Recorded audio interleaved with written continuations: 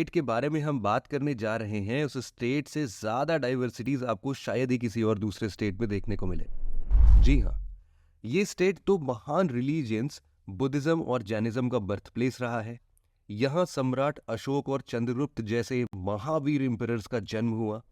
यहाँ नालंदा और विक्रमशिला जैसे ग्रेट सेंटर्स ऑफ लर्निंग भी स्टैब्लिश किए गए। लेकिन आज ये स्टेट एक बीमारू स्टेट के नाम पर जाना जा रहा है। बिहार की फिजियोग्राफी की बात की जाए तो इसे मेनली 3 भागों में बांटा जा सकता है: शिवालिक रेंज या तराई रीजन, गैंगेटिक प्लेन्स और सदर्न प्लेट्यू। बिहार के नॉर्थ वेस्टर्न पार्ट में शिवालिक रेंज या तराई रीजन लोकेटेड है और ये बिहार का सबसे स्मॉलेस्ट फिजियोग्राफिक डिवीजन है। ये रीजन नॉर्थ वेस्टर्न बिहार के चंपारण डिस्ट्रिक्ट में लोकेटेड है। इस रीजन के डायमेंशंस की बात करें तो इसकी लंबाई 16 किलोमीटर और चौड़ाई 6 से 8 किलोमीटर है। बिहार की शिवालिक रेंज हिमालयस के सदर्न मोस्ट पार्ट का ही एक्सटेंशन है। हिमालयन फुट हिल्स में रामनगर दून, सोमेश्वर रेंज और हर्ष वैली इस रेंज का पार्ट है। बिहार के तराई रीजन में पॉपुलेशन डेंसिटी पूरे स्टेट में सबसे कम है। शिवालिक के बाद बिहार का दूसरा फिजियोग्राफिक रीजन है गैंगेटिक प्लेन्स, जो बिहार के सबसे बड़े टेरिटरी में फैला हुआ है। ये नॉर्थ में नेपाल से लेकर साउथ में छोटा नागपुर प्लेट्यू के एज तक एक्सटेंडेड है। इस पूरे फिजियोग्राफिक रीजन को भी 2 भागों में बांटा गया है। पहला है नदर्न प्लेन ऑफ बिहार और दूसरा है southern plain of Bihar. Bihar का नदर्न प्लेन एरिया नेपाल से लेकर गंगा रिवर तक एक्सटेंडेड है और ये प्लेन्स मेनली गंगा के नदर्न ट्रिब्यूटरीज द्वारा लाई गई एल्यूवियल लोड से बनाया गया है। इसी तरह सदर्न प्लेन गंगा से लेकर छोटा नागपुर प्लेट्यू के नदर्न एज तक फैला हुआ है। सदर्न प्लेन बिहार की नदर्न प्लेन के कंपैरिजन में थोड़ा ज्यादा नैरो है। बिहार के सदर्न पार्ट में फैला प्लेट्यू रीजन इसका तीसरा और आखिरी डिस्टिंक्ट फिजियोलॉजिकल रीजन है। सदर्न प्लेट्यू बिहार के सदर्न प्लेन्स के साउथ में लोकेटेड है। ये प्लेट्यू 2 तरह के रॉक सिस्टम यानी विंध्या रॉक सिस्टम और धारवाड़ रॉक सिस्टम से बना हुआ है। जहां Vindhyan rock system southern plateau के वेस्टर्न साइड में पाया जाता है, वहीं धारवाड़ रॉक सिस्टम इस प्लेट्यू के सदर्न साइड में लोकेटेड है। दोस्तों, फिजियोग्राफिक रीजन की तरह ही बिहार के रिवर्स को भी हम नदर्न रिवर सिस्टम और सदर्न रिवर सिस्टम में क्लासिफाई करते हैं। लेकिन आप ये पूछ सकते हैं कि नदर्न और सदर्न क्लासिफिकेशन बिहार के ज्योग्राफिकल फीचर पर इतना ज्यादा डोमिनेंट क्यों है? आइए समझते हैं। दरअसल अगर आप बिहार के मैप को क्लोजली ऑब्जर्व करेंगे तो पाएंगे कि गंगा रिवर बिहार के बिल्कुल बीचों बीच से होकर गुजरती है और बिहार को ऑलमोस्ट 2 भागों में बांटती है। गंगा के नदर्न साइड को हम लोग नदर्न बिहार और इसके सदर्न पार्ट को हम सदर्न बिहार कहते हैं और यही क्लासिफिकेशन बिहार के रिवर्स क्लासिफिकेशन समेत बाकी के ज्योग्राफिकल फीचर्स में भी एक्सटेंड होता है। बिहार के नदर्न रिवर सिस्टम की बात की जाए तो इसमें मेन रिवर्स है घाघरा, गंडक, बूढ़ी गंडक, कमला, बागमती, कोसी और महानंदा। इसी तरह बिहार के सदर्न रिवर सिस्टम में कर्मनाशा, सोन, पुनपुन, फाल्गु और किऊल रिवर कुछ मेजर इंपॉर्टेंट रिवर्स है। आइए अब इन रिवर्स को एक एक कर थोड़ा डिटेल में समझते हैं। सबसे पहले बात करते हैं रिवर गंगा के बारे में। रिवर गंगा बिहार में टोटल 445 किलोमीटर का डिस्टेंस ट्रेवल करती है। बिहार में ये रिवर बक्सर डिस्ट्रिक्ट से इंटर करती है और इसके 12 डिस्ट्रिक्ट से होकर ड्रेन होती है। गंगा बिहार को ऑलमोस्ट 2 हाफ्स में डिवाइड करती है। पटना का famous Mahatma Gandhi bridge river Ganga के ऊपर ही बना हुआ है। गंगा के नदर्न ट्रिब्यूटरीज की बात करें तो इसमें सबसे पहले नाम आता है घाघरा का। वाटर वॉल्यूम के पर्सपेक्टिव में बात की जाए तो ये गंगा की सबसे बड़ी ट्रिब्यूटरी रिवर है। ये रिवर टिबेटन प्लेट्यू में ओरिजिनेट होती है और फिर वहां से नेपाल और फिर बिहार में इंटर करती है। इसे नेपाल में कर्नाली रिवर के नाम से भी जाना जाता है। घाघरा के ईस्टर्न साइड से गंडक रिवर पास होती है। गंडक रिवर, जो नारायणी रिवर के नाम से भी जाना जाता है, गंडक रिवर का सोर्स नुबाइन हिमाल ग्लेशियर है जो कि तिब्बत में लोकेटेड है। बिहार में इंटर करते हुए ये 2 और रिवर्स पंचड़ और सोनहा रिवर के साथ एक त्रिवेणी पॉइंट फॉर्म करती है। रिवर गंडक के इस कोर्स में वाल्मीकि वाइल्ड लाइफ सेंचुरी और नेशनल पार्क लोकेटेड है। गंडक रिवर के ही ओल्ड कोर्स को हम बूढ़ी गंडक कहते हैं, लेकिन ये रिवर अब एक अलग रिवर के रूप में एग्जिस्ट करती है और ये गंडक के पैरेलली फ्लो करती है। खगारिया टाउन इसी बूढ़ी गंडक रिवर के बैंक में बसा हुआ है। बूढ़ी गंडक रिवर मुंगेर डिस्ट्रिक्ट में गंगा से मिल जाती है। बूढ़ी गंडक की ईस्टर्न साइड की ओर मूव करें तो हम पाएंगे कि यहां से बागमती रिवर पास होती है। बागमती रिवर काठमांडू के शिवपुरी हिल्स में ओरिजिनेट होती है और वहां से नेपाल से फ्लो होते हुए बिहार में इंटर करती है। हिंदू और बुद्धिस्ट दोनों रिलीजियंस में इस रिवर को होली माना गया है और दर्जनों पिलग्रिमेजेस इस रिवर के बैंक पर लोकेटेड है। करते हैं बिहार के मोस्ट वेल नोन रिवर यानी कोसी रिवर के बारे में।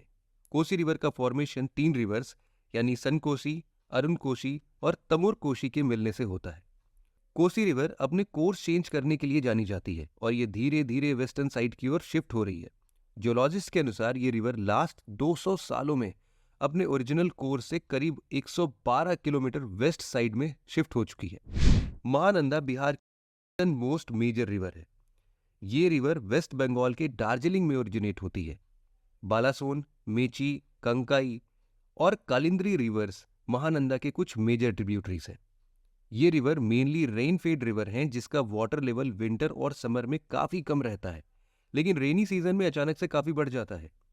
अब तक हमने बिहार के नदर्न रिवर्स को देखा, लेकिन सदर्न बिहार में यानी गंगा के सदर्न साइड में भी कई सारी इंपॉर्टेंट रिवर्स ड्रेन होती हैं, जिसमें सबसे मेजर रिवर है सोन। सोन रिवर छत्तीसगढ़ के अमरकंटक रेंज में ओरिजिनेट होती है और वहां से ड्रेन होते हुए बिहार और झारखंड के बीच एक नेचुरल बाउंड्री बनाती है।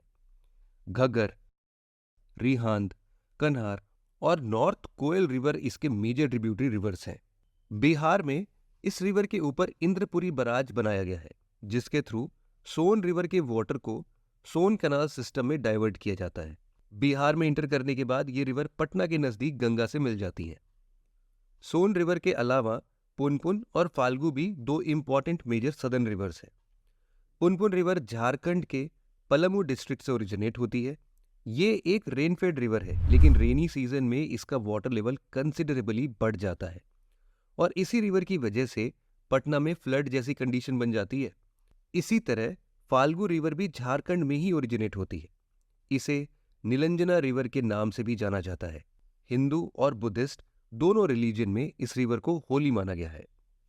फिजियोग्राफी और रिवर्स के बाद बात अगर अब बिहार के फॉरेस्ट कवर और प्रोटेक्टेड एरियाज की जाए तो इस स्टेट में केवल 7.1% टेरिटरी ही फॉरेस्ट से कवर्ड है। इस स्टेट में लगभग हर टाइप्स के फॉरेस्ट पाए जाते हैं। Tropical deciduous forest major forest type है।